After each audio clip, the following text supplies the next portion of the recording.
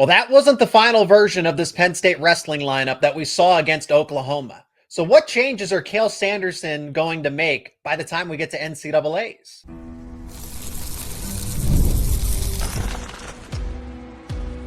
You are Locked On Nittany Lions, your daily podcast on the Penn State Nittany Lions. Part of the Locked On Podcast Network, your team every day. That is right. You are locked on to Penn State wrestling, and thank you so much for making Locked On Nittany Lions your first listen and watch every single day, your daily source for all things Penn State sports. My name is Zach Seyko, and I am your host of the show. And help me welcome back Penn State wrestling beat reporter, also covers football, recruiting, a bunch of different things over at NittanySportsNow.com. That is Joe Smeltzer joining me here as we're going to give some final takeaways about national duels, because even though Penn State wasn't there, we got some answers. Did a new threat emerge to challenge Penn State? I welcome it. I hope this is the case. No, it's not Oklahoma State. It's not Iowa. It's not Nebraska either. We'll get to that later on in the show. But let's talk about this Penn State lineup, as this was the first version and not the final version for this season. Today's show is brought to you by Gametime.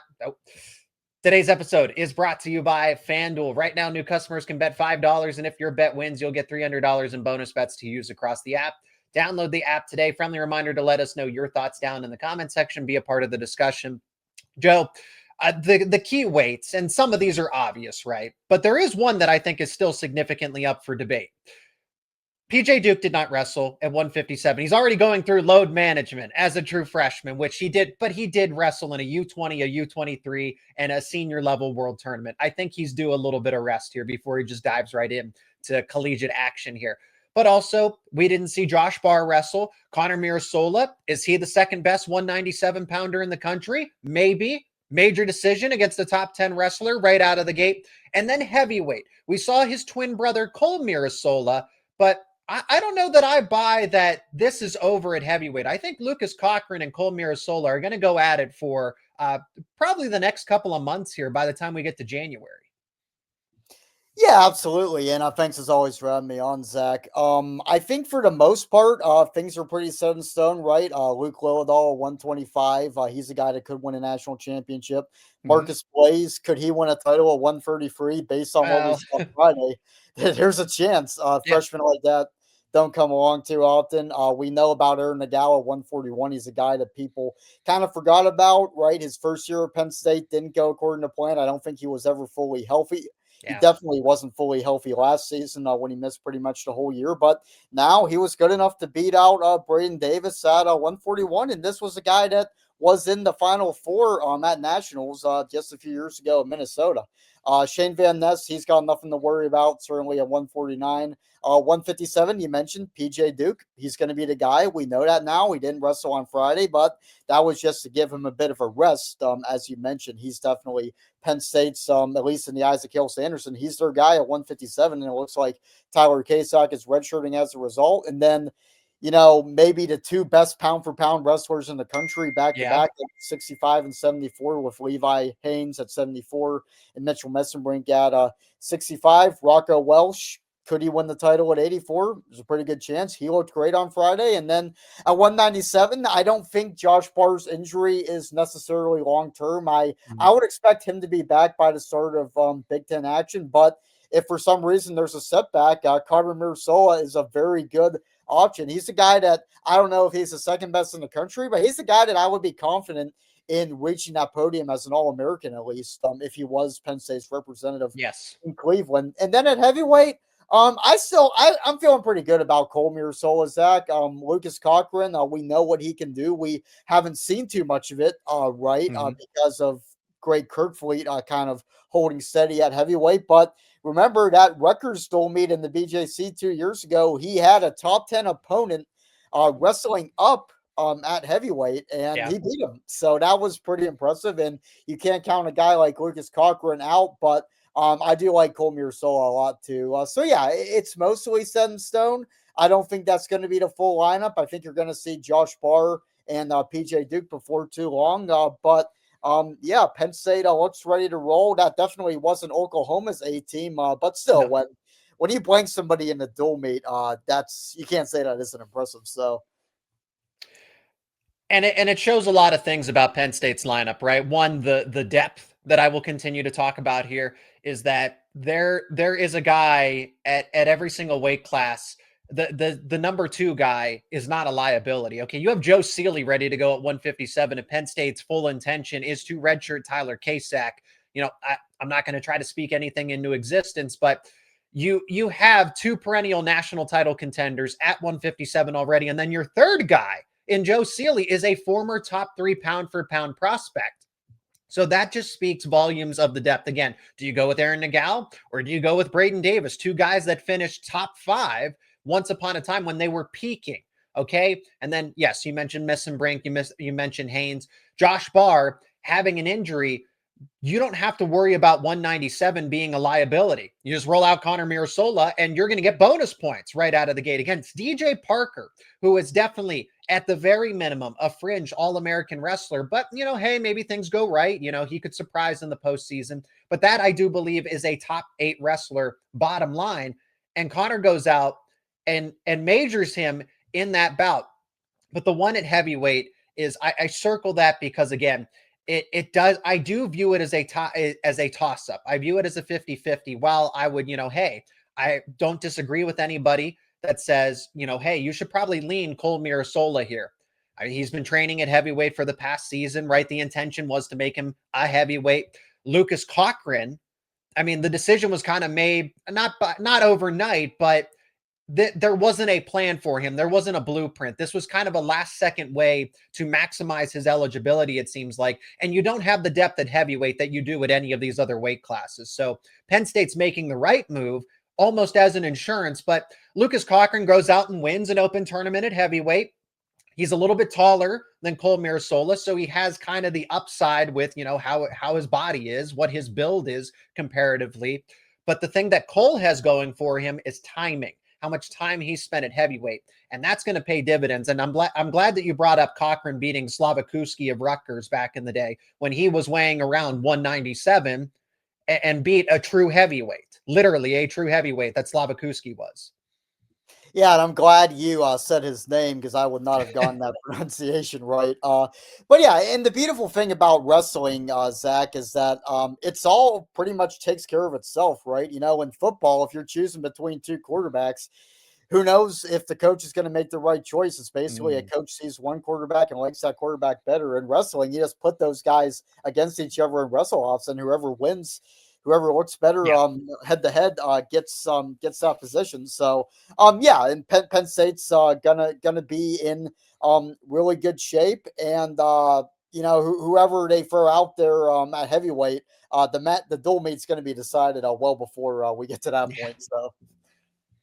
No, you make a good point there that heavyweight doesn't need to be the end all be all. And that's why it's going to be fun to discuss the new threat that has emerged here. But coming up next here on Locked On Nittany Lions, we're going to talk about the timelines. When should you expect PJ Duke to be in the lineup, Josh Barr to be back from injury, and Penn State to make a final decision about Cole Mirasola and Lucas Cochran? We're also going to talk about the threat.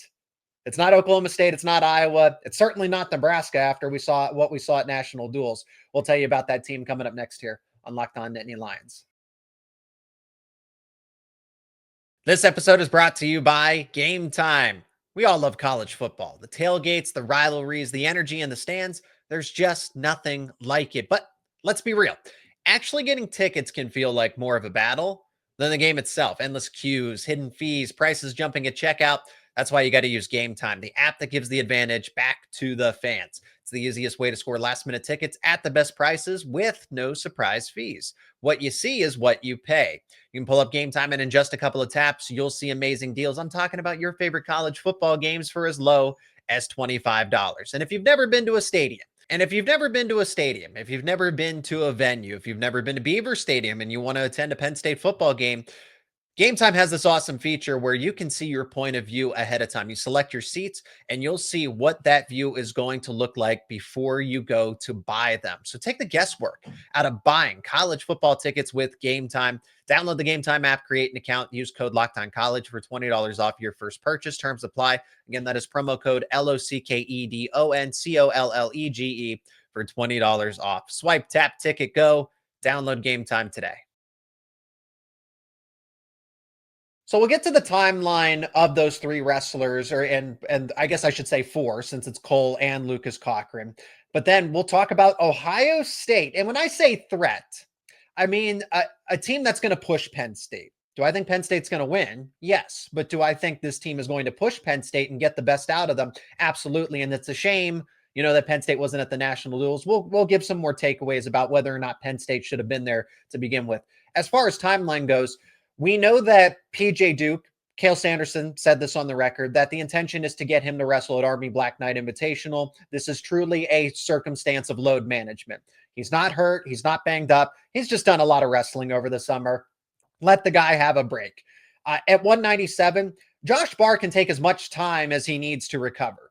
You said it correctly that this is not a long-term injury, but it's one that you don't want to rush Barr back into, and you don't have to. You're not going to cost yourself any dual meets. You're not going to cost yourself at NCAAs. You can give him the time to recover from what Cael admitted was a rib injury. And he's like, I know how serious these things are, and I know how annoying they can be. So Barr, he'll rest as long as he needs to be. Big Ten action. I feel like that's fair. After they get back from the collegiate duels, maybe he's back a little bit sooner than that for the dual meet win streak, since it would be done over against Stanford at the collegiate wrestling duels. But regardless, you can protect Josh Barr because of what you have with Connor Mirasola. And then Joe, I think we'll get an answer for Lucas. We'll get more clarity. Let me say that. At the Army Black Knight Invitational. I was kind of anticipating that maybe we'd get to see Masanosuke Ono against Marcus Blaze or Braden Davis and Aaron Nagel. And after asking around, that doesn't seem like it's going to be the case. But what will be, we could see a final and a public wrestle-off between Lucas Cochran and Cole Mirasola at the Army Black Knight Invitational, kind of like we saw with Josh Barr, Connor Mirasola, and Lucas Cochran all last year at 197. Yeah, I think that's the way to do it. Right. It isn't a decision, that Cael necessarily needs to make soon, but it's probably a decision he would like to make soon, right? Just for the psychology of those two guys. Do you want Cole Mirasola going into December, January, not knowing if he's the full-time heavyweight or not? I don't think anybody wants that. You want to keep whoever isn't going to be the full-time guy. You probably want them to know soon too. Right. So I think having a public wrestle off at an invitational, it's good for that invitational because it gives people to talk about with something there. It's not something that has to be secretive behind closed doors. And it's just good to kind of get things out of the way because they've had a full off season. You have in Mirasola's case a year of sample size to go off of. In Lucas Cochran's case, you have a bit longer than that to go off of. So there's no reason to really wait too long. I think I would say maybe like early next month at the latest is when they would decide to make. Who knows if that's what they decide. But yeah, I don't think there's any reason to have these guys wonder what their position is for too much longer. Cole gets the start at Oklahoma because he won the most recent wrestle off. We can safely presume that. And I've seen, I'll give credit where credit's due. It was Pat Minio who said, hey, Cole Mirasola actually defeated Lucas Cochran in this heavyweight wrestle off. So that's why he gets the start. It is safe to presume, or else Cochran would have been the starter against Oklahoma. But I am here to say that it's just not over. One wrestle off isn't going to decide it because they see that on a day-by-day basis. And it is close. I mean, Jeff Byers has been on the show recently and said it is close. He's framed it as a toss-up as well. So if the voice of Penn State Wrestling is saying that, I have to buy into the fact that Lucas Cochran is still going to push Cole Mirasola until the end. And that's happened before, where Penn State will have wrestle-offs later in the season, and we could see somebody totally different at NCAAs. But while it's safe to lean, hey, Cole's just going to continue to keep pace, he'll be in the lead. What Penn State has done here is they've created good competition. They've created organic competition. You have depth there. And I think both Cochran and Cole Mirasola can get you on the podium at heavyweight. That is a really tough weight class. There, AJ Ferrari joins in, and I know that he lost against a Nick Feldman, but that's more credence to a Nick Feldman. I'm saying that heavyweight is extremely crowded, but I trust either of those guys to crack the top 8, whether it's Cole or whether it's Lucas. Yeah, and that's a good point about maybe it will last a little later. Going back 2 years to Tyler Kasak's true freshman season, that wrestle off between him and Dylan Evans. That wasn't decided, I don't think, until the Ohio State dual meet, and that was in early February. And now it was a bit of a different circumstance because, they wanted to manage, K-Sac's red shirt. They had a decision to make there. But yeah, it might last a little longer. And I agree that both of these guys could get on the podium at heavyweight. Penn State's had a good history with that, with Kurt Fleet getting to the podium 5 times. And it is a tough class. We'll talk about Nick Feldman, and obviously we'll see what AJ, the very quiet AJ Ferrari can do at a new weight class. But yeah, I think the consensus is, whatever Penn State decides, it's going to end up being the right decision, because there really isn't a way I think Penn State really goes wrong in whatever they decide to do. I think if Lucas Cochran ends up surprising people and becoming the heavyweight, the result is going to work out. And if Coel Mirasola stays as the guy, it's going to work out too. Now let's pivot and talk outside of Penn State wrestling and that new threat that has emerged. And when I say threat, it's really more about Oklahoma State, Iowa, and Nebraska. A new number 2 team, a clear-cut number 2. The way that I see it now, it's Penn State as the clear-cut number 1. It's Ohio State as the clear-cut number 2. And then it's really a battle for 3rd place. Again, if everybody stays healthy, right? Particularly at Ohio State, because I don't know that they have the same depth that Penn State does. But you look across that lineup, you have Vince Bazakis cut down to 125. That's going to be entertaining when those two go up again, when Luke Lillidahl and Bazakis go up against one another, if he can hold that weight class. But Ben DeVino comes in, and he's another, I compare him to Jesse Mendez as somebody that can anchor that weight class for them. And then, you still have said Jesse Mendez. But Ohio State's lineup to go in there and just absolutely destroy. We're talking about destroy. They defeated Nebraska 33-3. They defeated Minnesota 29-6. And then I know Iowa was without a heavyweight because Ben Keeter, I think Ben Keeter dealt with an injury and they held him out of the lineup. Ohio State still won that dual meet 27-12. Again, this didn't come down to, well, it's down to heavyweight and Iowa had to forfeit. That one was well out of reach after match number 7. Yeah, and Ben Keeter wasn't going to beat Nick Feldman at heavyweight. I don't think there's really much. You're that high on Nick Feldman. I kind of am too. Yeah. I like Nick Feldman a lot. I like Ben Keeter too. I just think he's fighting the battle of being a bit undersized for heavyweight, and he's done very well. But I just feel like that size disadvantage, could always create some problems. But yeah, it's with Ohio State, their best wrestlers. It feels like these guys have been around forever, right? It feels like Jesse Mendez has been there for 10 years. It feels like Nick Feldman's been there a long time. It feels like Bruzakis has been there a long time.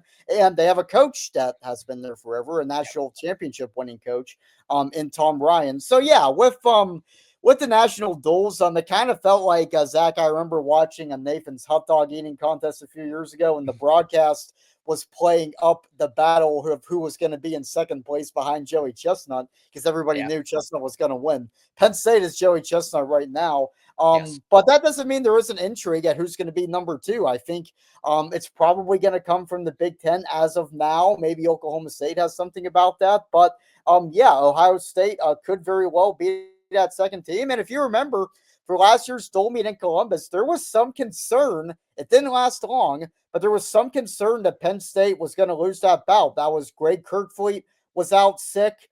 There were some other weird things going around. I think Luke Lillidahl ended up losing early. But yeah, there was a brief concern about that. So yeah, I think Ohio State is a veteran team, well coached, and if anybody's going to challenge Penn State, I think they have just about as good a shot as Iowa, the other OSU, or Nebraska, or anybody else. Ohio State definitely at the beginning of the lineup is going to be entertaining to watch. I mean, aside you have Nick Feldman there, but they do have a little bit of depth, right? I guess I shouldn't say, okay, well, you have Bazakis at 125. You also have Brendan McCrone waiting there. Again, some intriguing bouts. I take Luke Lillidahl probably 9 times out of 10, but that match gets a lot more interesting. And remember, Lillidahl was pinned in that match by McCrone the last time those two teams met. So, but at 133, again, Marcus Blaze against Ben DeVino. Those are the two faces of 133, right? That's a toss-up in my mind. Jesse Mendez has the advantage over Aaron Nagel. 149, I would side obviously with Shane Van Ness, but Ethan Styles, really good wrestler. Brandon Cannon was somebody that impressed late down the stretch last season. So better days are only ahead for him at 157. Again, I'm going to side with PJ Duke, but it's not like Brandon Cannon. Well, he's far away. He can't test Duke in the slightest at all. It's when you get to 65, 74, 84, the guy that Ohio State didn't really do themselves any favors with, right? And now Rocco Welsh is over at Penn State because of that. But that first half of the match is going to be extremely entertaining because I see a lot of matches that are closer than maybe meets the eye. Yeah, it's really where Penn State's going to get a lot of teams. I think, as you said, is in that back half because you have the two best pound for pound wrestlers maybe in the entire country at 65 and 74. You have a generational true freshman talent at 57. You have a title contender at 84, and then 97. You have either the national runner up or kind of a diamond in the rough that people haven't seen too much in college, but they saw him Friday in Connor Mirasola. And then at heavyweight, I don't know if Penn State's gonna, be a consistent force at heavyweight that it has been in recent years. But as we said, these two guys aren't slouches either. So, yeah, I think, the pattern of Penn State's talent at the back half, and B, the psychology, right? Like, say somehow you're leading Penn State after 5 matches, you start thinking about the possibility of beating Penn State. Penn State gets in your head, and you kind of beat yourself after that. So yeah, I think that the lighter weights, Ohio State could be right there at the half of that told me, but in that back half is where Penn State is really going to get a lot of teams. So this Ohio State put everybody else on notice. Penn State still going to get a solid victory. Most likely should win 8 out of 10 of those bouts when that dual meet rolls around. But again, it will be entertaining and it will bring the best out of Penn State. But Oklahoma State, Iowa, Nebraska really got a reality check. So let's discuss our takeaways from the national duels. Should Penn State have been there? Well, it would have been a lot of fun if they had been there. So what does that mean for next year? We're going to discuss that coming up next here on Locked On Nittany Lions. And today's episode is brought to you by FanDuel. The NBA is back, and there's no better place to get in on the action than with FanDuel, the official sports betting partner of the NBA. Even if you missed the start of the game or you want to ride the hot hand, FanDuel has live bets on everything from who will score next to fourth quarter comebacks. Plus, you can even combine your live bets into a same-game parlay for a shot and an even bigger payout. It keeps every game exciting, especially when your team's making that late push. Right now, FanDuel is giving new customers $300 in bonus bets. That is right. $300 in bonus bets when your first $5 bet wins. And that can be used on anything. NBA basketball, NFL football, college football. Remember, FanDuel is giving new customers $300 in bonus bets when your first $5 bet wins. So head over to FanDuel.com to sign up and play your game with FanDuel, the official sports betting partner of the NBA. Joe, let's address the fact, again, Penn State was the elephant in the room. The whale was not there. Okay. And it brings up the debate, should they have been there? Should that be mandatory? Can the sport grow if the best team's not there?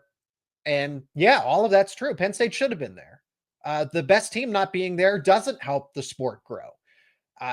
Penn State's fan base is one of the largest in the country. So now, granted, again, it's in Tulsa, Oklahoma. I understand the location, but you would get more eyeballs. You would get more notoriety. So all that is true.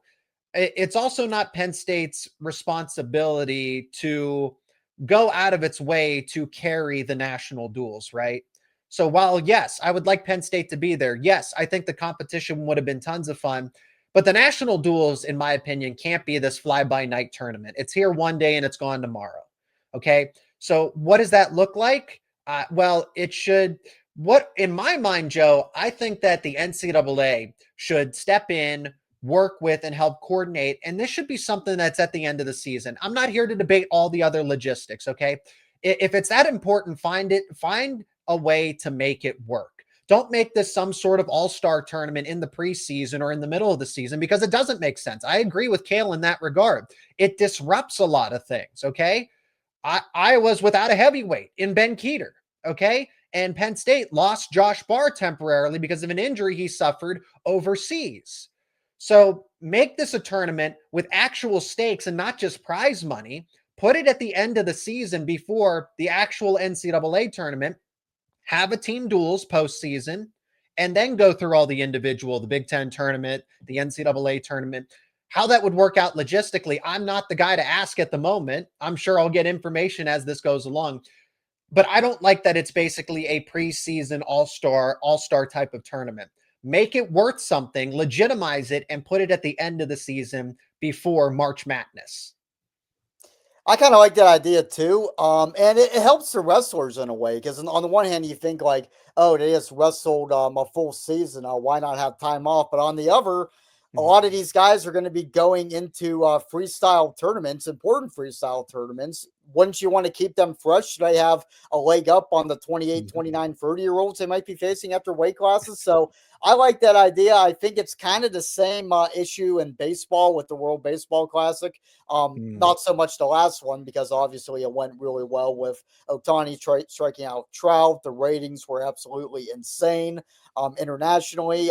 But an issue with the WBC in the past is that it's right in the middle of spring training, and is that the best time for it? And I think you could ask the same type of question about wrestling with the national duels. I think you look at the World Cup in soccer. It is at the end of the season. It wasn't that way in Qatar the last time, but normally, the European seasons end in late May, the Champions League ends in early June, and then the World Cup starts at the end of June. So I think that format would be a lot better. I think everybody wins in that regard. The wrestlers get a leg up on their older competition for some of these international tournaments. And then obviously the wrestling fans are going to win. So as far as Penn State not being there in their in the current format that it's in, I think this might be a case where maybe nobody's wrong. Is Tom Ryan wrong for going on the record and saying Penn State should be there? Yeah. I don't think so. I think any team that is disappointed that of Penn not being able to test themselves against Penn State has a legitimate gripe. But I also think that Cael has always put his program first ahead of growing the sport of wrestling. And it's hard to argue with that mindset because of what he's done. 12 championships in 14 years. I think anybody that's asked Cael a big picture question regarding the sport of wrestling, which I have, you're not going to get a good answer to it. The answer is going to deflect back to what he's trying to do and has done very well at Penn State. It's like when I had Christian Piles on for our Nittany Sports Now podcast. He said, is anybody better at their job anywhere in the world than Cael Sanderson? It ain't me and it ain't you. So, it's hard to say that guy should be doing things differently. And not to say that Penn State shouldn't wrestle a dual meet like Oklahoma State. In fact, I wrote a column about that over the summer. I think that's a meet that should happen. But at the same time, you have guys wrestling all around the world all off season, having them go against some of the top competition in the NCAA right away might not be in Penn State's best interest. And I can't fault Cael too much for putting his program ahead of pretty much anything else in the sport of wrestling. Agree 100%. And that's why we are where we are. Again, the national duels should do more to try to accommodate Penn State, not Penn State accommodate the rest of the tournament. That's the bottom line. But it was an exciting tournament. I enjoyed watching it, as much of it as I could, especially the final between Ohio State and Iowa. But you did notice the youth movement that's going on at Oklahoma State. There were a bunch of transfers that were brought in, and it's Rabadou, it's Vega, it's D Lockett, it's guys that are stepping up at all those other weight classes right away, and they're getting signature victories. Right, D Lockett defeating Mikey Caliendo, who I think it's Mitchell Messenbrink, it's Mikey Caliendo, 165. Ignore everybody else, and no, D Lockett makes a statement right out of the gate, and those guys are only going to get better. So as much as I say, it's Ohio State, that's the number 2 team, again, if David Taylor can get them peaking, Oklahoma State's only going to get better by the time that March Madness rolls around. Nebraska got a serious gut check. They are not the number 2 team. Don't pencil them in as, it's Penn State, then it's Nebraska, then it's everybody else. It's Ohio State in that spot. I will monitor Oklahoma State to see, what kind of progress they're making, but I would definitely watch to see how far Nebraska would fall off at that point in time. And I know most of that lineup returned.